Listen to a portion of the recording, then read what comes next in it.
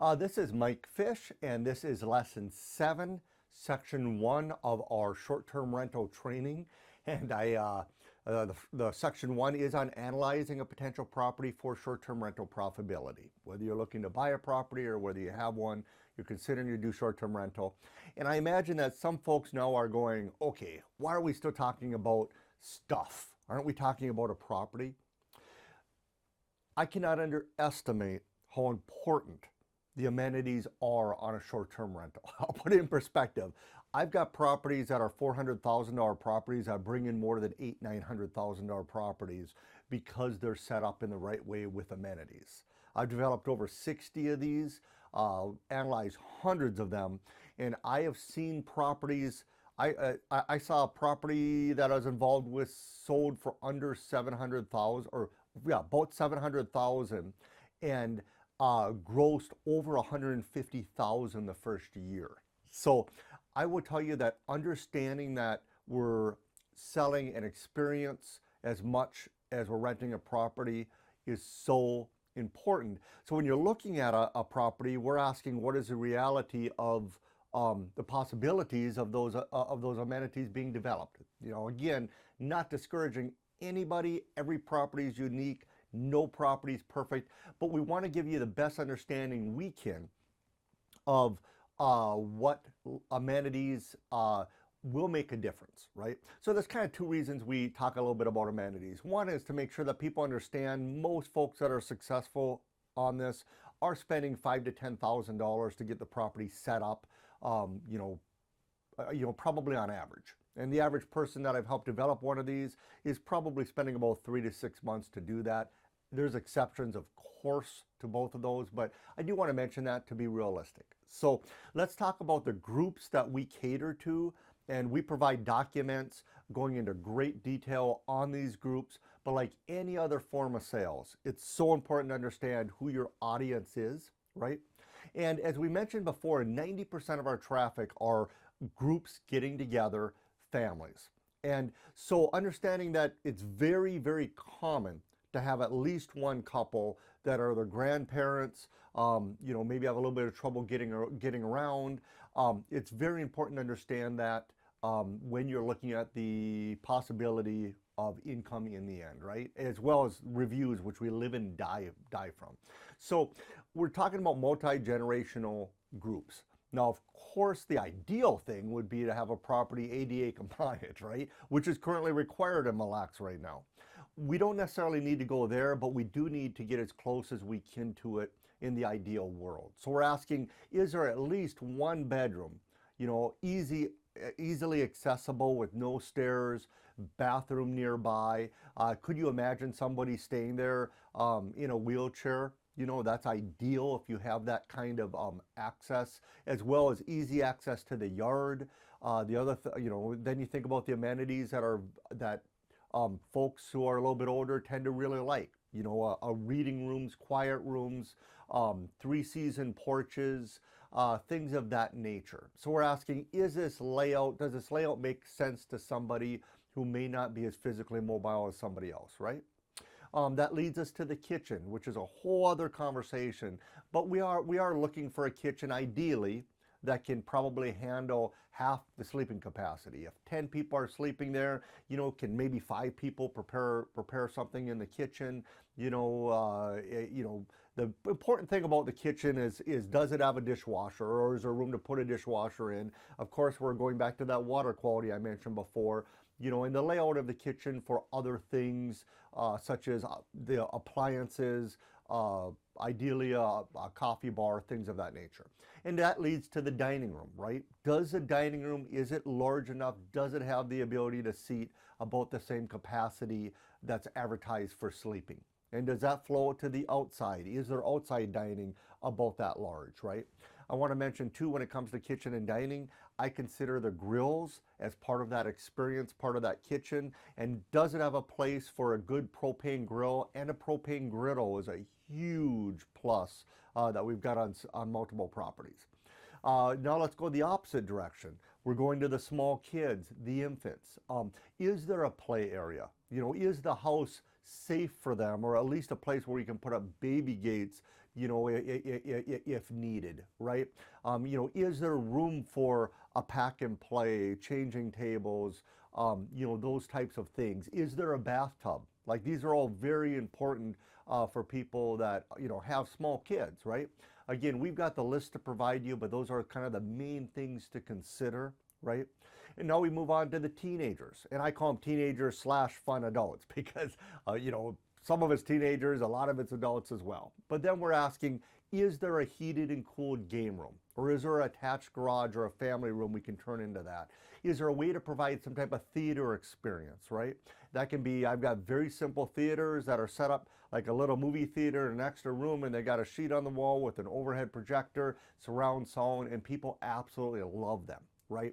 The game room, is there a big enough area that maybe you could have pool, which is phenomenal, obviously, and ping pong and foosball and a dartboard, all very, very important, right? And that also leads me to, making sure you've got room for some good places to watch TV, important to that crowd.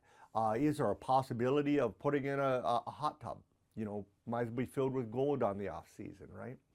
So then we're moving to and we're just talking about inside amenities right now. Then we're moving into the fishermen that we cater to, right? That has obviously a lot to do with the lake. Is it a draw for fishermen?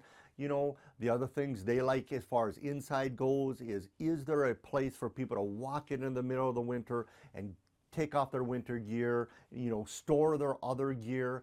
Huge plus if you're catering to the ice fishing, the snowmobiling in the off season. What's that layout? A lot of times it can be a garage, that they can come in, something to consider, right? The next group is professionals, and that can be small groups, people coming in for work on the off season. Remote workers can be a huge part of our draw, whether it's in the medical field or coming through for conferences and other things going on.